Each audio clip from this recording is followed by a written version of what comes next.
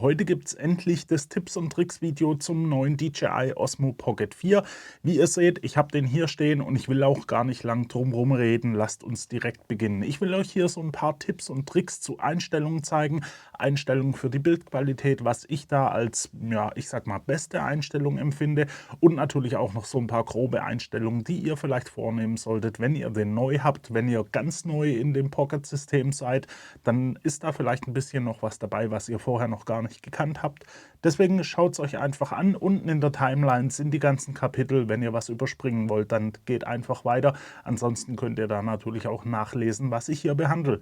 Wir legen mal los. Ich starte das Gerät. Ich werde den Bildschirm hier abfilmen, das heißt, ihr könnt da nachher alles nachvollziehen, was ich hier einstelle. Und wir beginnen erstmal mit ein paar Bildqualitätseinstellungen.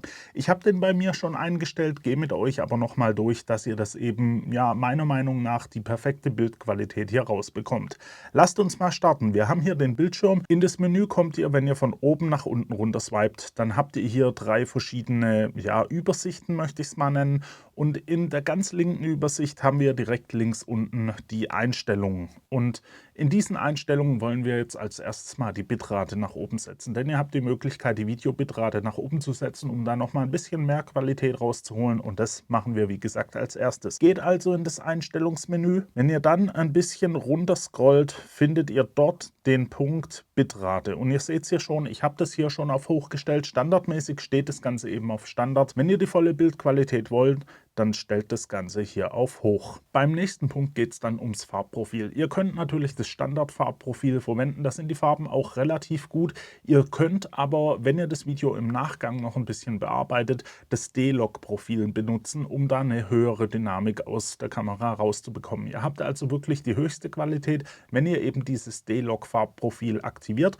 Und dazu müsst ihr von rechts nach links swipen und die Pro-Einstellungen aktivieren. Hier habt ihr dann ein bisschen weiter unten die Möglichkeit, bei Farbe eben D-Log 10-Bit auszuwählen. Dort habt ihr dann die höchste Dynamik, die höchste Bildqualität und ihr habt hier auch noch die Möglichkeit, ihr seht es hier, Farbwiederherstellung zu aktivieren. Das ist einfach eine LUT, die wird euch hier auf dem Bildschirm drüber gelegt, also das wird nicht in der Videodatei selbst gespeichert. Wenn ihr das nämlich deaktiviert, dann seht ihr, das Bild ist sehr flach und sehr gräulich. So wird es euch auch abgespeichert. Das heißt, ihr müsst es nachher auf jeden Fall noch bearbeiten. Dadurch habt ihr dann aber eben die höchste Dynamik. Wenn wir hier die Farbwiederherstellung auf einstellen, dann habt ihr zumindest auf dem Bildschirm hier beim Osmo eine Vorschau, die euch wirklich anzeigt, wie das Bild nachher ungefähr aussehen wird. So könnt ihr einfach ein bisschen besser belichten und natürlich auch das Bild komponieren. Weiter unten in diesen Bildeinstellungen findet ihr dann auch noch den Punkt Bildanpassung. Und hier sollten wir auch noch reingehen. Da gibt es nämlich zwei Punkte.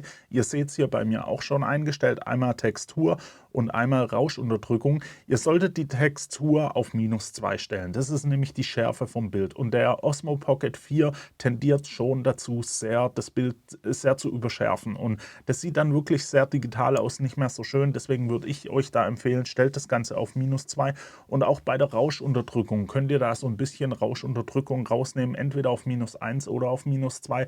Da müsst ihr vielleicht für euch gucken, was euch da am besten gefällt. Ich habe das Ganze auf -1 stehen. Die Rauschunterdrückung selbst, die sorgt eben dafür, dass weniger Rauschen im Bild ist. Das nimmt euch aber auch so ein bisschen die Schärfe in den Details raus. Deswegen, ich würde euch da einfach mal die -2 empfehlen. Und hauptsächlich kommt es natürlich darauf an, in was für eine Auflösung ihr aufnehmen wollt. Jetzt könnt ihr natürlich 1080p aufnehmen, wenn ihr nicht unbedingt 4K nutzen wollt. Das sind schon viele Daten, aber heutzutage ist eigentlich 4K schon wirklich Standard geworden. Gerade im YouTube, da wird das Ganze auch von YouTube selbst besser verarbeitet. Ich persönlich filme in 4K 60. Und ihr könnt das Ganze natürlich ändern, wenn ihr von unten nach oben swiped, habt ihr hier die Möglichkeit, die Auflösung auszuwählen und dann eben auch die FPS, also die Bilder pro Sekunde.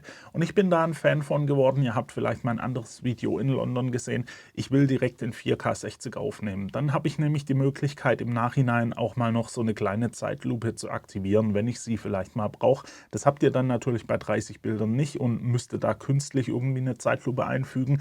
Deswegen nehme ich eigentlich immer in 4K 60 auf. Und der Osmo bietet euch ja so viel Speicher, dass das eigentlich normalerweise auch kein Problem ist. Und dann wäre die Bildeinstellung jetzt soweit mal mehr oder weniger abgeschlossen. Jetzt befindet sich die Kamera im Automodus. Das heißt, der Osmo versucht automatisch zu belichten. Der passt die Belichtungszeit an und so weiter. Und da kann es natürlich sein, wenn ihr ein Video macht und ihr schwenkt, dass die Helligkeit im Bild so ein bisschen hin und her schwankt. Denn er versucht ja immer gleichmäßig zu belichten. Wenn ihr dann was filmt, was dunkler ist, wird er da die Belichtung ein bisschen hochziehen. Und das wollt ihr vielleicht nicht immer. Wenn ihr das alles manuell festlegen wollt, dann swipet wieder von rechts nach links und direkt hier oben seht ihr auch den Punkt Belichtung. Der steht jetzt hier auf Auto. Da könntet ihr erstmal noch die Belichtung von Hand einstellen mit minus 0,3 oder plus 0,3 EV. Das heißt, er wird das Bild ein bisschen heller oder dunkler gestalten. Ihr habt hier aber auch auf der rechten Seite die Möglichkeit, das Ganze von Auto auf M zu stellen. Und dann könnt ihr die ISO und die Verschlusszeit festlegen. Ihr seht es vielleicht hier an der Kamera schon. Ich habe hier einen ND-Filter montiert und das heißt, ich ziehe die Belichtungszeit ein bisschen runter, weil wenn ihr jetzt draußen in der Sonne unterwegs seid und ihr habt hier eine Belichtungszeit von einer Zweitausendstel Sekunde oder so, dann ist das Bild einfach nicht so wirklich flüssig. Dann hakt es immer so ein bisschen, also ihr habt da eben nicht diese flüssigen Vorgänge, wie ihr es hier jetzt im Video auch seht. Meine Hände, ihr seht es vielleicht, die sind hier wirklich, die verschwimmen da so und das ist eben die 180 Grad Shutter-Regel, an die man sich eigentlich so ein bisschen halten will, damit das alles so ein bisschen flüssiger dargestellt wird. Das kommt dann einfach besser rüber. Und auch hier habe ich das so gemacht, ihr seht es hier bei mir, ich habe hier eine 120 Sekunde eingestellt und eine Auto-ISO. Jetzt bin ich draußen unterwegs, ich habe hier einen ND64-Filter gerade drauf und dann passt es eigentlich von den Verschlusszeiten relativ gut. Ich kann aber natürlich auch einfach im Automodus aufnehmen. Durch den ND wird das Ganze schon so runtergezogen, dass die Kamera von sich aus schon eine längere Verschlusszeit wählen muss. Wenn ihr da nicht wollt, dass es da Helligkeitsschwankungen gibt, dann solltet ihr die Belichtung fest einstellen. Ich habe aber auch die Erfahrung in England vor allem gemacht, dass die Belichtung auf Auto auch schon einen richtig guten Job macht, wenn man eben einen ND-Filter verwendet. Die passenden ND-Filter tue ich euch unten in der Beschreibung mal verlinken, da könnt ihr euch das Ganze anschauen. Ich habe hier einen ND64 drauf und der ist bei Tageslicht wirklich perfekt geeignet, um da das Bild sehr stimmig hinzubekommen. Ihr habt dann natürlich auch noch die Möglichkeit, hier den Weißabgleich einzustellen. Der steht jetzt hier auf Auto-Weißabgleich. Das würde ich auch, wenn ihr draußen unterwegs seid, wahrscheinlich so lassen, denn das schwankt ja immer, wenn es bewölkt ist, wenn es dann wieder sonnig ist, wenn ihr in Innenräumen seid und so weiter. Da macht die Kamera eigentlich einen sehr guten Job. Ich habe das sehr oft auf Auto-White Balance, also automatischen Weißabgleich. Wenn ihr natürlich jetzt eine feste Einstellung haben wollt, dann stellt ihr da einen festen Wert ein, dass eben die Belichtung und auch der Weißabgleich nicht in der Gegend rumschwanken, möchte ich es mal nennen. Wenn ihr keinen ND-Filter verwenden wolltet, dann könnt ihr bei der Belichtung die Belichtung hier an der Seite auf minus 0,3 oder minus 0,7 EV runterziehen. Der Osmo Pocket 4, auch der 3er, die tendieren so ein bisschen dazu, das Bild immer ein bisschen über zu belichten. Deswegen würde ich da sagen, zieht euch das runter, wenn ihr keinen ND-Filter verwendet. Wenn ihr einen ND-Filter verwendet, so wie jetzt hier der ND64, dann passt die Belichtung eigentlich. Ich weiß nicht, woran das liegt, aber so habe ich das eben festgestellt. Ihr könnt euch die ganzen Einstellungen dann auch noch in einem Custom-Profil speichern. Das heißt, ihr könnt die abspeichern und jederzeit wieder abrufen. Wie das geht, zeige ich euch. Ihr swipet einfach von oben nach unten und ganz oben links im Eck habt ihr da dieses Männchen mit dem Plus und könnt hier jetzt Speichern auswählen und dann zum Beispiel das Profil auf C1 speichern. Abrufen könnt ihr euch das Ganze dann unten links im Menü auf dem Hauptbildschirm. Da ist die kleine Kamera und dort könnt ihr wechseln zwischen wenig Licht und normaler Videoaufnahme. Ihr könnt aber auch ganz rüber gehen und dann findet ihr dort euren C1-Modus und da übernimmt die Kamera dann alle eure Einstellungen, die ihr eben abgespeichert habt. So könnt ihr euch mehrere Custom-Profile erstellen, vielleicht einmal zum Vloggen, einmal zum B-Roll aufnehmen und so weiter. Das ist also wirklich sehr gut hier integriert. Und dann habe ich euch ja gerade schon gezeigt, wie ihr die Bildauflösung und die Bildrate einstellt und ihr habt es vielleicht gesehen, wenn wir hier unten hochgehen, dann sehen wir hier nur 4K 60 maximal. Die Kamera schafft ja 4K 240 Bilder. Dazu müsst ihr aber hier drüben in dem Modus-Auswahlmenü auf Zeitlupe gehen. Und wenn ihr dann hier im Zeitlupenmodus seid, dann könnt ihr von unten wieder nach oben swipen und seht hier Auflösung 4K und dann mit 240 FPS. So könnt ihr euch dann richtig schöne Zeitlupen erstellen. Ihr müsst dann nur beachten, das Video wird direkt mit 30 FPS abgespeichert, läuft dann also sehr langsam, wenn ihr das wiedergebt. Und ihr werdet wahrscheinlich feststellen, dass das Video kein Audio hat. Die Audiodatei wird nämlich parallel zum Video auf der Speicherkarte bzw. auf dem internen Speicher abgelegt und muss von euch händisch im Schnittprogramm dann hinzugefügt werden. Bei 4K 240 bzw. bei der Slow Motion allgemein ist es auch so, ihr könnt da kein D-Log-Profil benutzen. Also ich habe euch ja das Farbprofil gezeigt, das geht in der Slow Motion leider noch nicht, vielleicht kommt es ja mal noch per Firmware-Update und dann habt ihr da auch ein bisschen so, dass das Bild wirklich sehr überschärft ist. Auch hier würde ich dann in den Einstellungen die Schärfe bei Textur wieder runtersetzen und ihr habt die Möglichkeit auch noch einen Mistfilter zu benutzen. Den Mistfilter macht ihr hier vorne drauf, der weicht euch das Bild so ein bisschen auf, auch Lichtquellen werden da weicher erscheinen und der nimmt euch allgemein einfach die Schärfe aus dem Bild. Und gerade für Slow Motions habe ich gemerkt, da bringt euch das schon ein bisschen was, wenn ihr da noch zusätzlich einen Mistfilter einsetzt. Ich verlinke euch den auch mal unten in der Beschreibung, was ich da so nutze, dann könnt ihr euch das auch da mal anschauen und gegebenenfalls kaufen. So, und das war es jetzt erstmal so ein bisschen zur Bildqualität, dann kommen wir mal noch zu allgemeinen Einstellungen. Und da möchte ich beginnen mit Gitterlinien. Ihr könnt euch hier auf dem Display Gitterlinien einblenden. Ihr seht es hier bei mir vielleicht auch schon. Die haben einfach den Vorteil, ihr könnt das Bild besser ausrichten. Ihr könnt es an den Horizont anpassen und so weiter oder an den Pfosten, der da steht. Und wie ihr die einblendet, zeige ich euch jetzt. Swipe dazu wieder von oben nach unten, geht auf die zweite Seite vom Menü und da habt ihr unten rechts hier schon diese Gitterlinien. Da könnt ihr euch hier dann Hilfslinien aktivieren. Einmal die Rasterlinien oder die 2,35:1 Hilfslinien. Wie ihr sehen könnt, ich habe hier die Rasterlinien aktiviert und die werde ich auch die ganze Zeit aktiviert lassen, weil die sind einfach sehr hilfreich. Und dann kommen wir mal zu ein paar Audio-Einstellungen. Ihr seht es hier, ich habe hier das DJI Mic 3, das ist bei der Creator Combo dabei. Wenn ihr das auch habt, dann habt ihr hier sehr viele Möglichkeiten, das Ganze zu konfigurieren und das möchte ich euch jetzt natürlich auch zeigen. Ihr habt hier das Mikrofon und ein ganz, ganz wichtiger Punkt schon mal, wenn ihr am Osmo jetzt die Aufnahme startet, dann habt ihr den Ton vom Mikrofon, aber das Mikrofon selbst nimmt den Ton nicht auf. Und das ist natürlich sehr wichtig, dass das Mikrofon den Ton auch aufnimmt, weil wenn es zu einer Funkunterbrechung kommt oder so, dann habt ihr auf dem Osmo euren Ton nicht und hier auf dem Mikrofon auch nicht den Ton, weil es ja nicht automatisch gestartet wurde. Das könnt ihr in den Einstellungen aber anpassen, dass es eben auf dem Mikrofon auch immer automatisch gespeichert wird. Und wie das geht, zeige ich euch jetzt. Swiped wieder von oben nach unten. Im gelben Mikrofonmenü findet ihr dann ein bisschen weiter unten den Punkt Audio-Video-Sync und den müsst ihr aktivieren. So wird immer sichergestellt, dass das Mikrofon selbst auch aufnimmt, wenn ihr die Aufnahme am Osmo Pocket startet. Im selben Menü findet ihr dann auch noch den Punkt 32-Bit Float-Aufnahme und das würde ich euch wirklich empfehlen, das zu aktivieren, denn 32-Bit Float, das ist so ein bisschen die RAW-Aufnahme beim Audio. Das heißt, ihr könnt euer Audio-File nachher sehr viel besser bearbeiten. Ihr habt einfach Höhen und Tiefen, die ihr da runter bzw. hochziehen könnt und verliert so einfach nicht den Sound. Das heißt, wenn da jemand mal ins Mikrofon schreit, dann könnt ihr das einfach so weit runterziehen, dass ihr das wieder normal hört.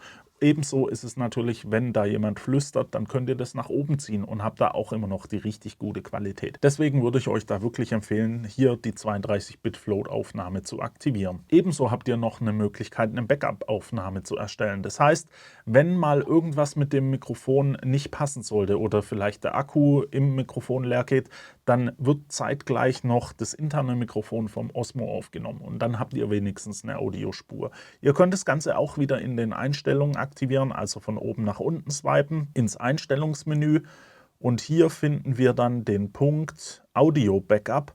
Wenn ihr hier drauf geht, habt ihr hier die Möglichkeiten zwischen Off, separate Datei oder Video-Audio-Track auszuwählen. Ihr seht es hier bei mir, ich habe eine zusätzliche Audiospur in der Videodatei gesichert. Das heißt dann wirklich, ihr habt eben in eurer Videodatei eine eigene Audiospur für das interne Mikrofon und eine Audiospur für das externe Mikrofon. Und so seid ihr da einfach total gut abgesichert. Und dann noch eine kleine Hilfe, falls ihr das nicht gewusst habt. Ihr könnt die Videoaufnahme auch am Mikrofon starten. Das heißt, heißt, wenn ihr den Pocket irgendwo hingestellt habt, ihr lauft da weg, lasst euch vielleicht dabei noch tracken, dann könnt ihr hier die Aufnahme am Mikrofon starten.